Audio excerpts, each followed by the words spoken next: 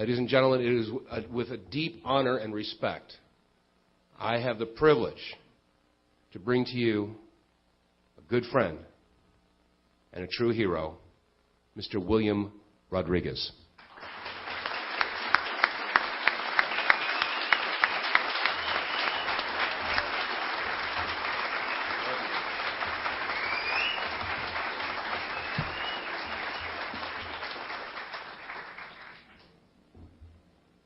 You're very tall. You're very short.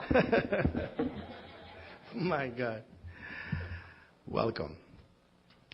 Number one, I want to say thank you to Payman for bringing me over here. It was very important for me to actually do this presentation.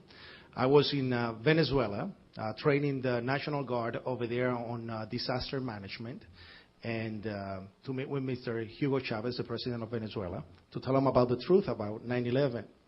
And I found it very, very important to make this presentation. So we thank Payman, we thank American Free Press, who helped us to come back over here, and reopen911.org, who has given me the red light and the green light, actually, the green light to do this. I want to thank Telemundo. We have Telemundo, a major media network who is covering the event. So let's give them a round of applause.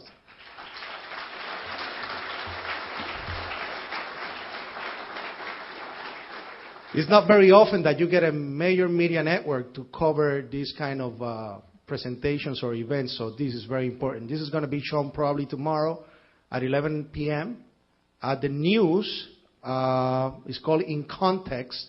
And if it doesn't show tomorrow because maybe another big news probably will take precedence, then it will be shown on Tuesday. Okay, so watch out for it. It's channel 52, correct? Okay, thank you. Well, my name is William Rodriguez. I am the last survivor of the North Tower. I work at the World Trade Center for 20 years.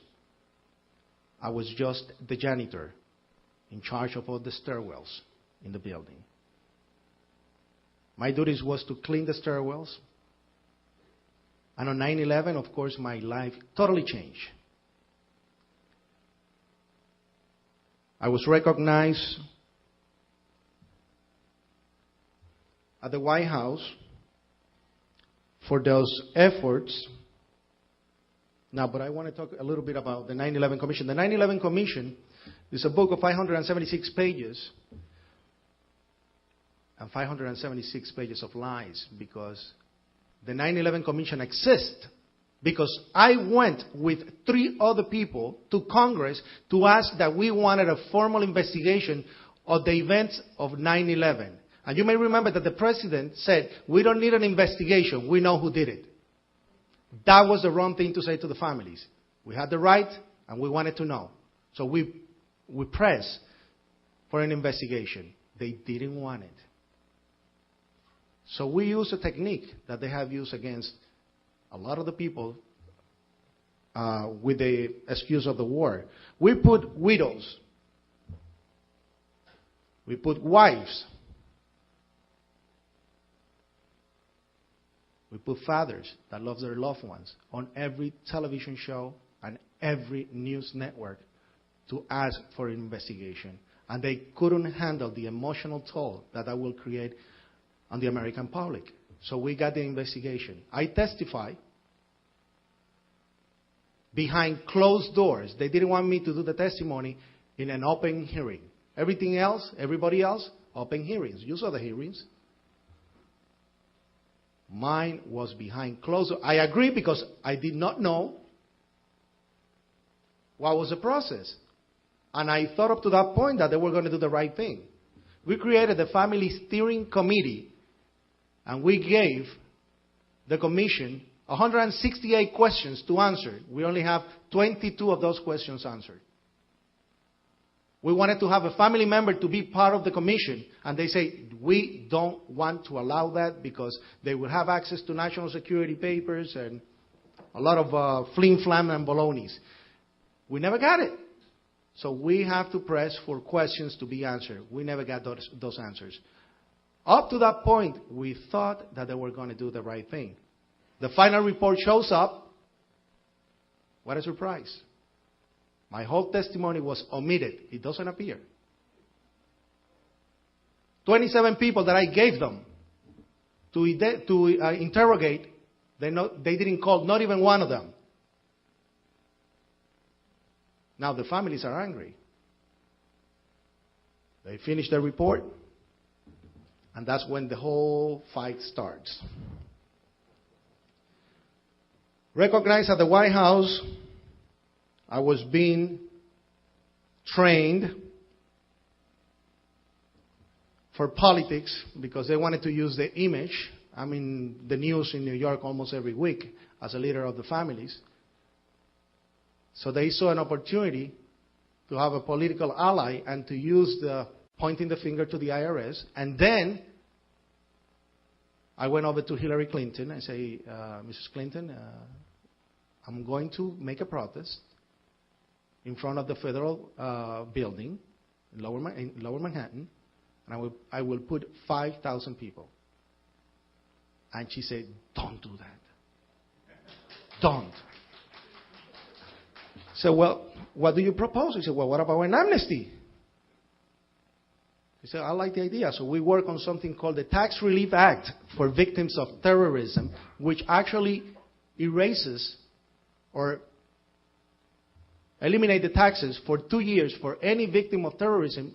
Doesn't mean only World Trade Center victims, but anything that happens after 9/11.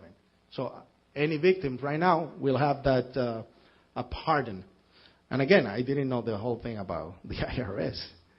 But anyway, we got an amnesty, which is good.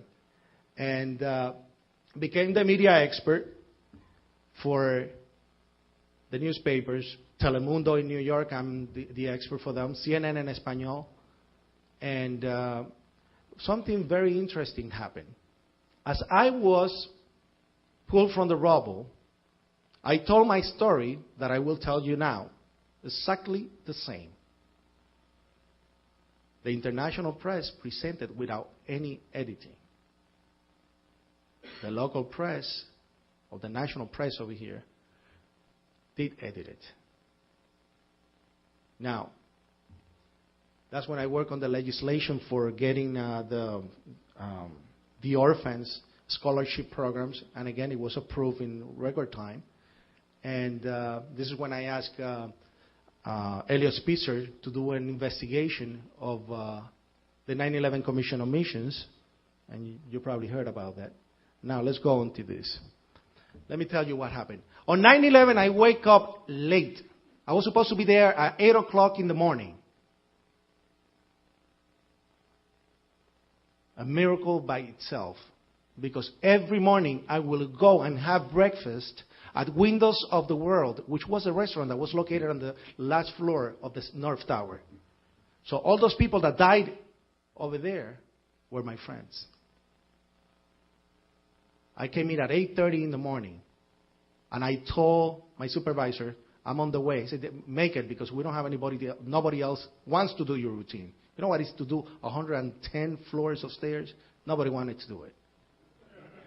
They will do it, and they will be trembling for 2 days. Their knees, yeah. So I made it, and the office was located on the B1 level. We have 6 sub-levels at the World Trade Center. B1, B2, all the way down to B6. Our support office was on B1.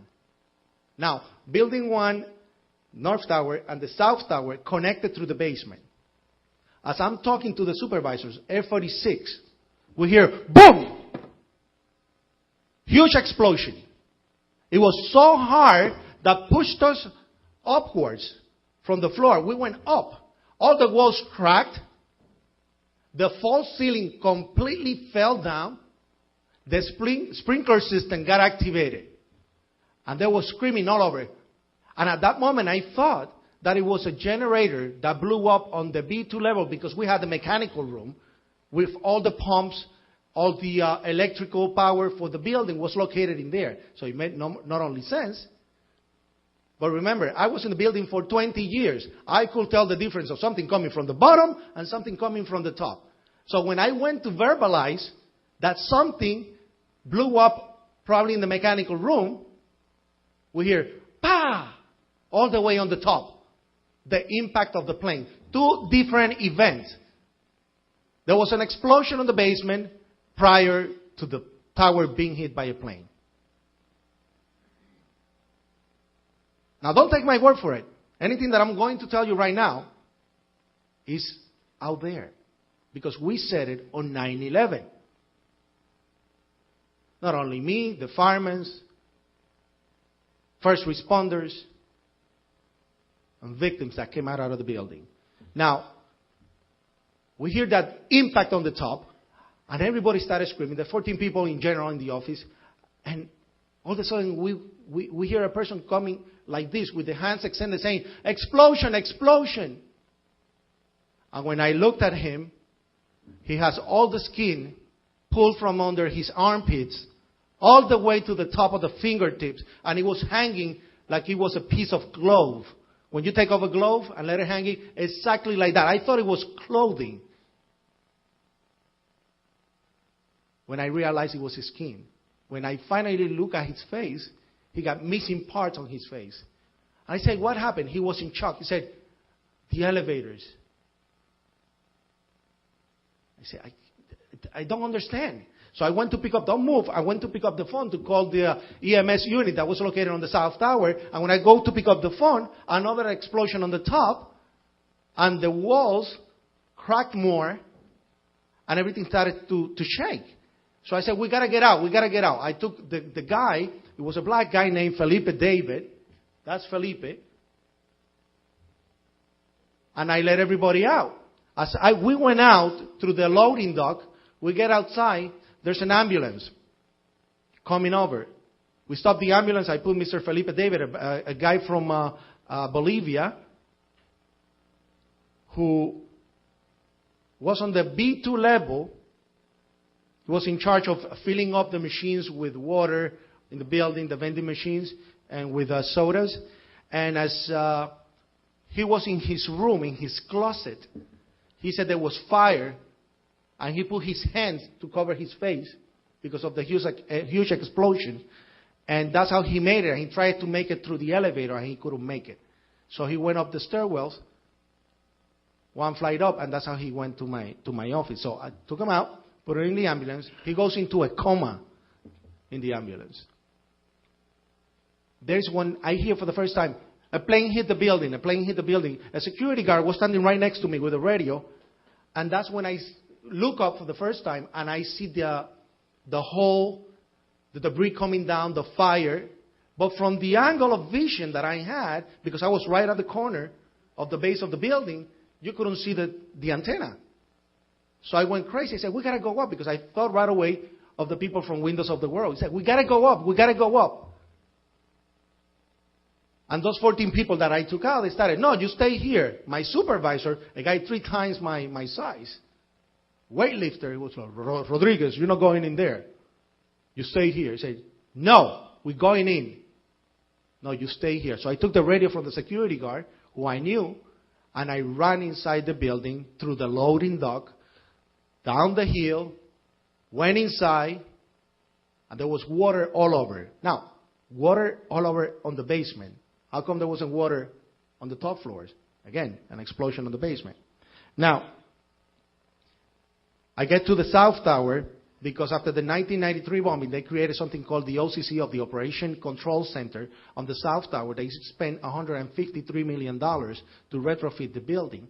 And so I wanted to tell them that I had a person that was wounded outside the building. So when I get there, there's nobody in the office.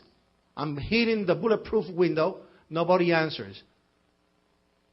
I found a guy called Jimmy Barrett that worked for the maintenance company, who was on the lower basement from the South Tower, who did not know what was going on. He was like, what's happening? And I told him what I heard and what I heard on the radio. And he couldn't believe it. So that gives you an idea of how many people probably died on the sub-levels without knowing ever what was going on. Now, I told him, you got to get out. There was a lady at the entrance to the Marriott Hotel on the basement that heard the whole thing but did not dare to leave her post because she was a new worker and she was afraid that she was going to be fired. I said, you got to get out now. I said, no, I'm new. Get out now. There's nobody here. As I left the South Tower, I ran again towards the North Tower. When I get to the North Tower, you know how the freight elevators are? That it has, it's not a regular roof, it's just a mesh. That's exactly because all the water was going very easily in. So I said, God, please help me. I was not a spiritual person. I was not. And at that moment, I found in an area that was supposed to be clean of any construction debris, a huge metal pipe. I took that pipe, put it against the door, forced the door open, and when it opened up, the doors opened this way, because it's a freight elevator.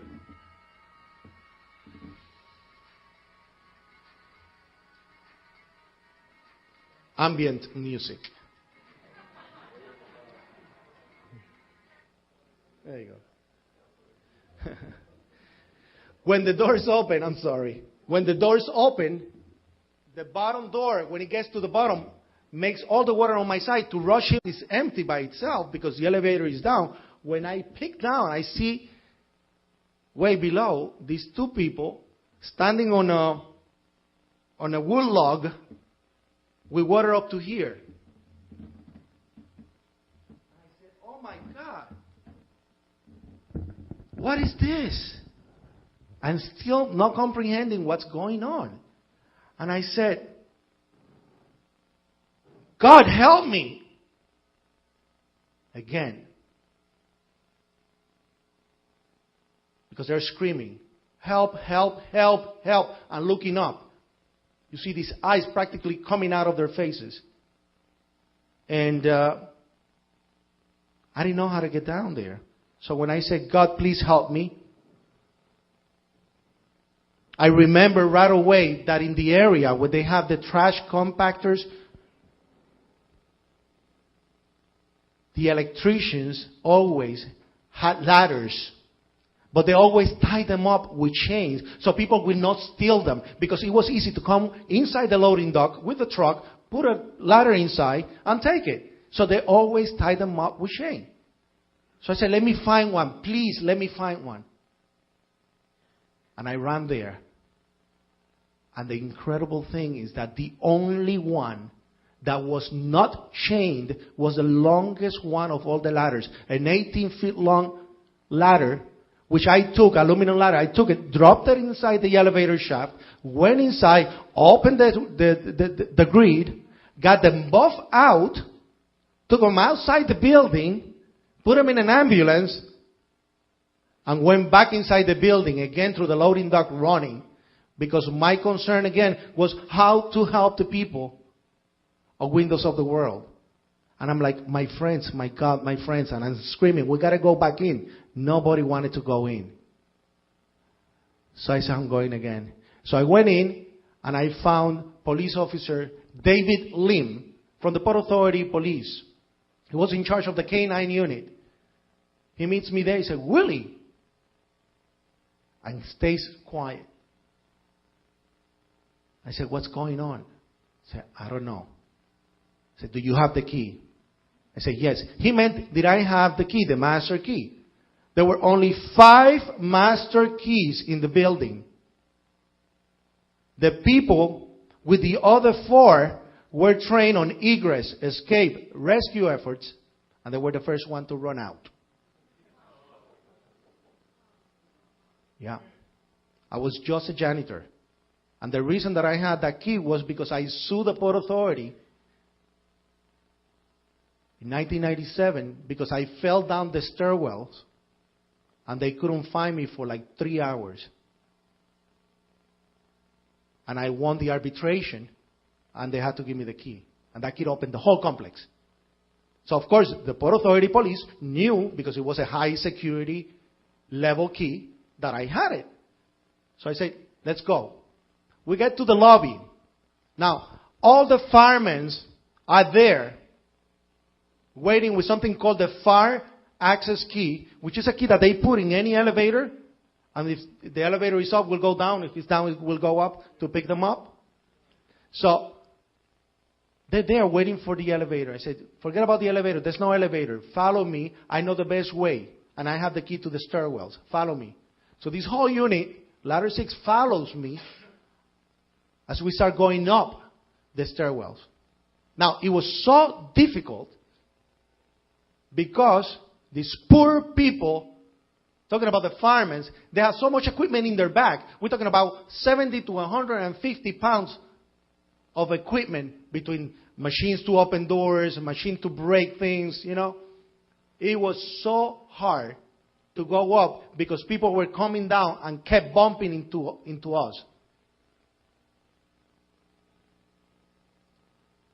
The stairwells we only had 3 stairwells, A, B, and C. B was the longest one of them. And as we make it over there to the 3rd floor, we have to stop and regroup because it was so difficult. So I said, let's go by the A staircase, which was the one that faced the area that the building was hit by the plane. So we start going up, and now we start the odyssey. We have to go and open every single door. Now, I'm going to tell you why. The World Trade Center was a Class A building.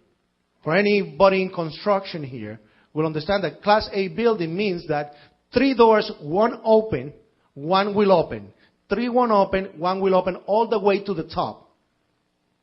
The reason they do that is because it's a skyscraper over, I think, 27 floors high. They have to have that safety to encapsulate a fire, because otherwise a fire will consume a building going up, the fire. So they do that. They will sacrifice maybe a floor or 2, but everybody else will be safe. So that's why opening those doors was crucial. I want to show you these are the stairwells. It's not big. Look at that. No re-entry. Next re-entry, 43 and 39 floor. The problem was that the World Trade Center was such a tall building, a city within a city, that a lot of people, the turnaround was constant.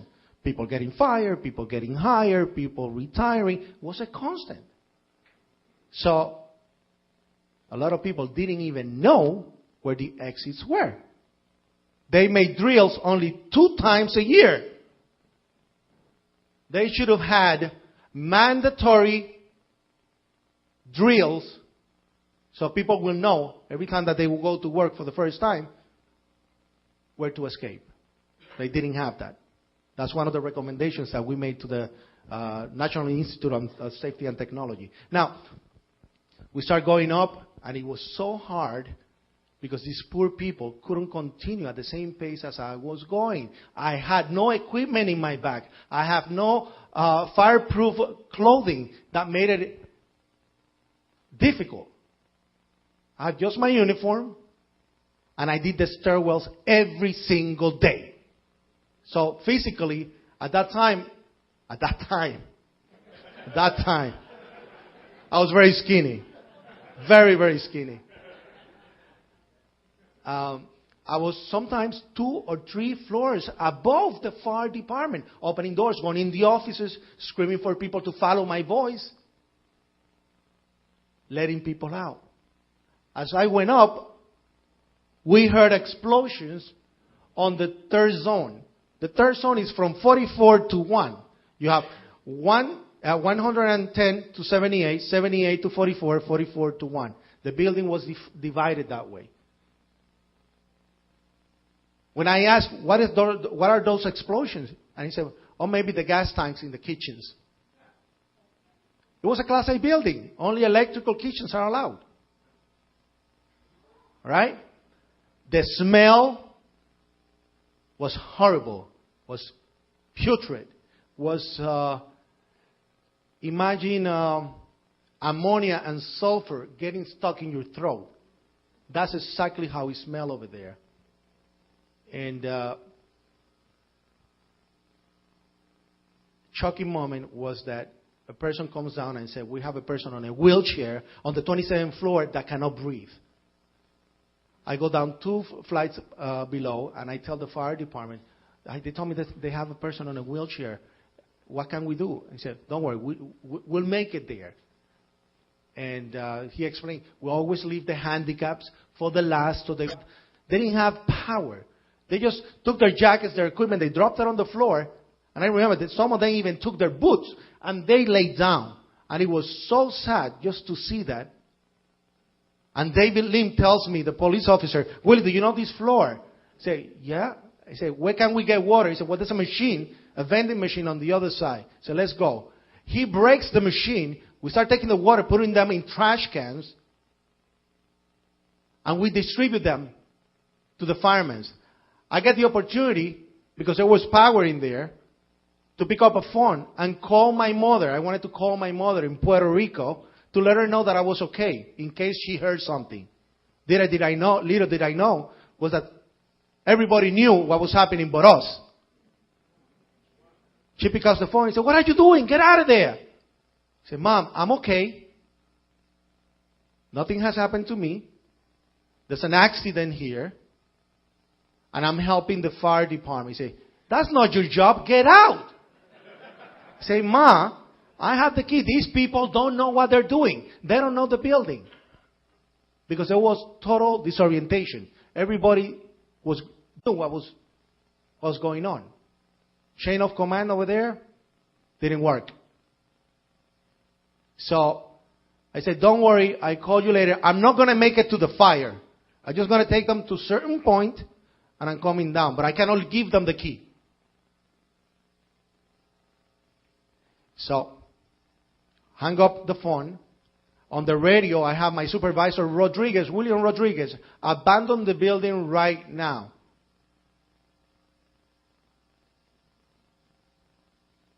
I continue. Since they stay there, I continue going floor by floor, opening, letting people out, until I stop on the 33rd floor. Why the 33rd floor? Because on the 33rd floor, I had a closet with all the supplies. Every 16th floor, I had a little cubicle to put stuff for the stairwells. And there I have like the paper mask that I use for the cleaning. So I wanted to give those paper masks to the people coming down the stairwell. Now, mind you, the people that is coming down, some of them are cut in their face because they're sitting in front of the offices with a window. Some of them are joking because they're nervous. But that hysterical thing that everybody talks about, that never happened. I guess everybody was in shock because nobody expected this, and we didn't know what was going on. So I continue going up and get to the 33rd floor. I find a lady trembling on the floor on a fetal position. She had no shoes.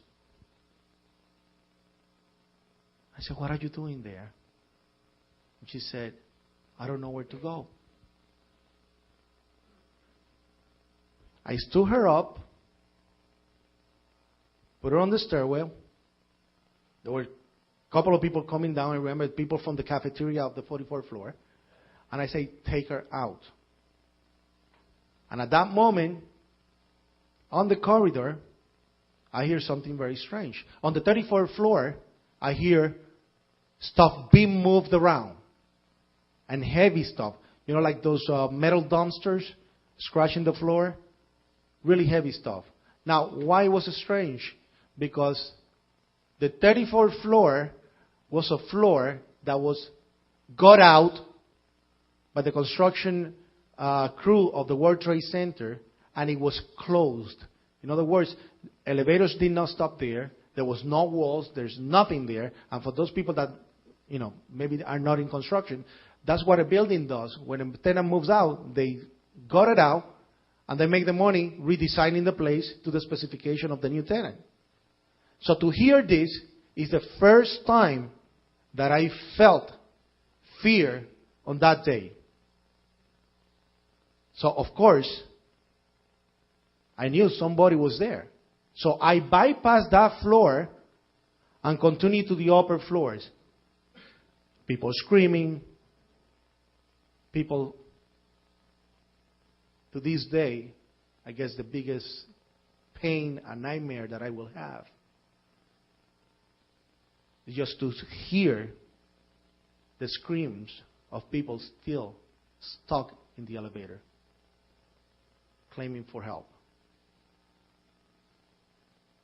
So I make it to the 39th floor. On the 39th floor, from the opposite side of the stairwell, comes David Lim with two fire chiefs, because they have the white shirts, and we all gathered together to talk about what we were going to do next. And at that moment, bah!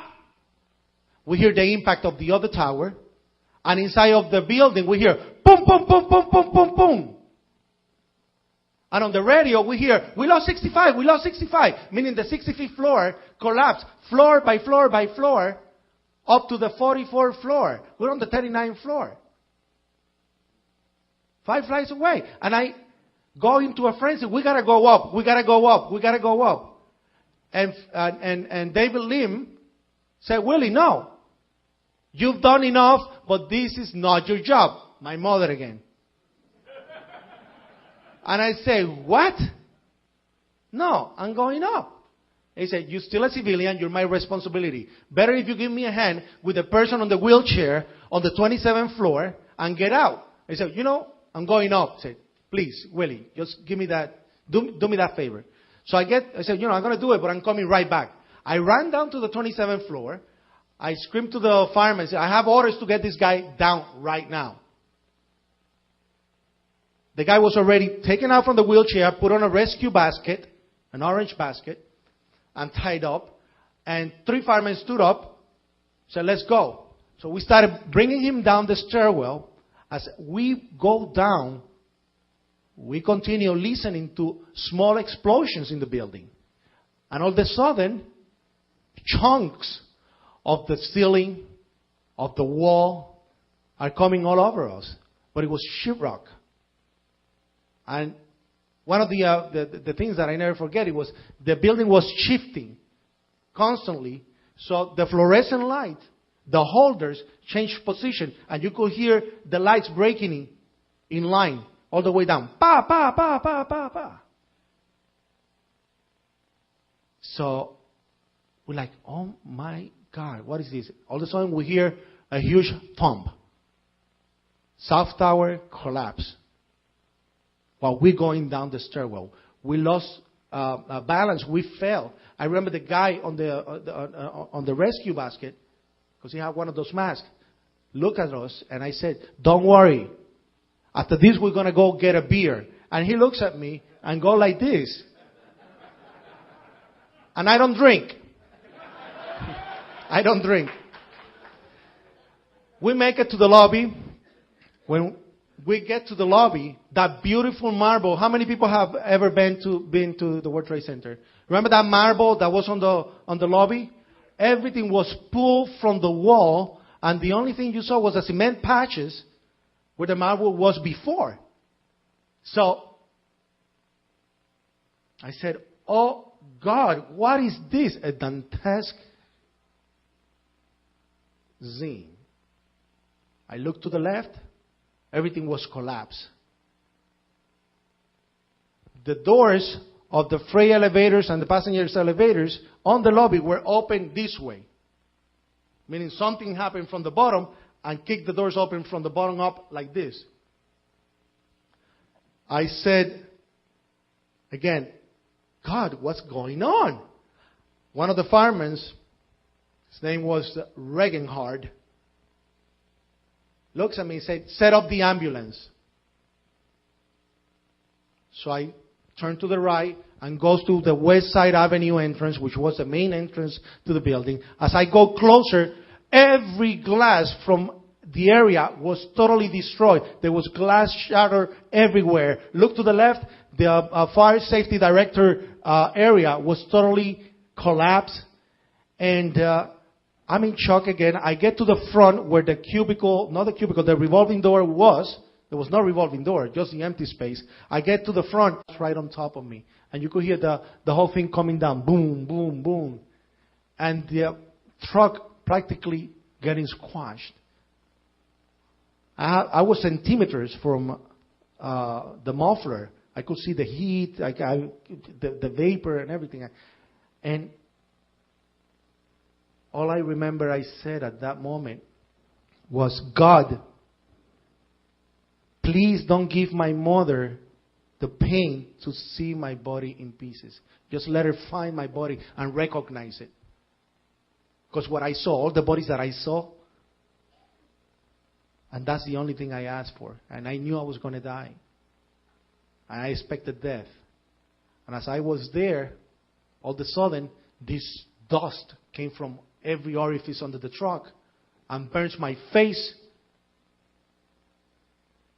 burned my leg. On my thigh, I still have the scar. My knee was open. I don't know how. Totally open. And now I know I'm not dying squash, but I'm going to die of asphyxia because I cannot breathe. And I put my face under I put my shirt right under, and I said, I'm going to die. I'm just going to wait death as much as I can. I was a magician for 30 years. And I used to do the escape tricks that every magician does, the straight jacket escape and everything.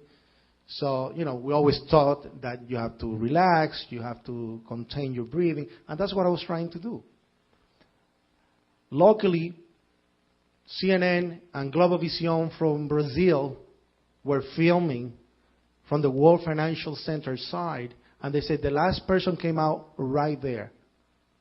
And they pointed the area where the rescue effort started. And that's how I was saved that day. Now, they put me out in the middle of the road. That dust did not disperse for hours. That cloud. And I remember when they pulled me from under, the only thing I could see was the fluorescent lights on the jackets of the firemen. And a flashlight, and a guy screaming, this way, this way. And then I saw the word ambulance backwards. And I went in, stayed there for oxygen for like 15 minutes, came out. This is at the perimeter of Ground Zero. Get out, and the first thing I do is run back to where the truck was to make sure there was nobody else. When I get there, I was taken out on the nick of time because the tires blew up and the truck completely collapsed. So it was a mission. And I remember looking through the rubble. Remember that bridge that connected the World Financial Center with the World Trade Center? That collapsed on top of several fire trucks. I went under. I found 2 boots. I pulled the boots and I stayed with one leg inside. And that's when I said, I cannot continue doing this. But I stayed in the area until CNN called me, come over here. And I went over there and I thought, well, my mother probably thinks that I died. Somebody will be able to see me and let her know. So I went over there and I told CNN, totally in shock. I lost all my friends. The Port Authority police officer that was with me, they believe died. Everybody died. The person on the wheelchair. The whole story, how I heard an explosion. How was explosions in the building. That went live on national TV all over the world. So what I'm telling you right now is nothing new. It's been out there. And after that, I became, of course, because of the media attention, I said, what I do with this? So I said, let's use it to organize the families. And that's why I started fighting for benefits and so on. Now, the good part was that, you see, these people, Felipe David, came out of coma 13 weeks after. Remember, I did not know these people personally. He sees me on NBC talking about the problems with the Red Cross, not giving money to the victims and so on. And he sees me and calls the doctor and said, that's the guy that saved me. So NBC does a reunion on television, and it was very emotional. Felipe David, his testimony was never heard by the commission. And he was there. Salvatore Giambanco, That's TBN, the Christian Network, doing the encounter on Ground Zero. Sees me on TV, the same thing. That's the guy that saved me. Testimony never heard by the commission either.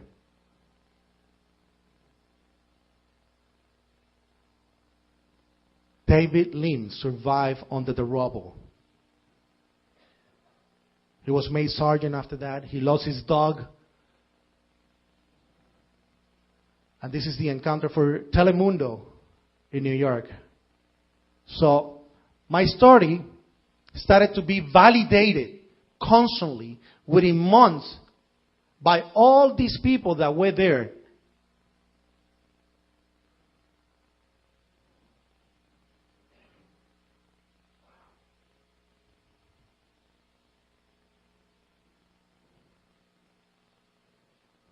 And the reason we do this is that we need the truth.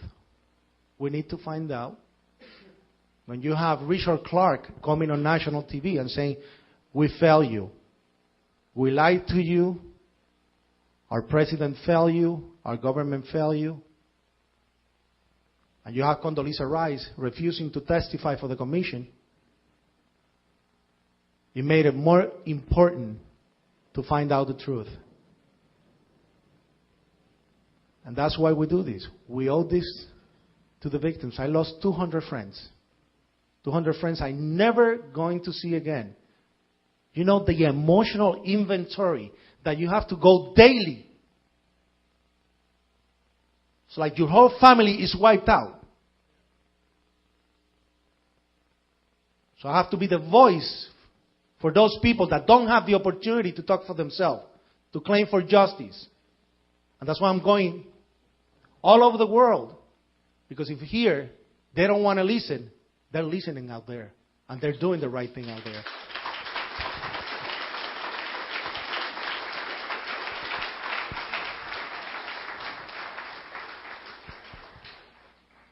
I want to thank all of you for this opportunity. All we ask is that continue asking questions. The families, the victims, and the survivors believe, and rightly so, because we have been through the whole process of the investigation, that we have been lied to. That they have used our tragedy for a political agenda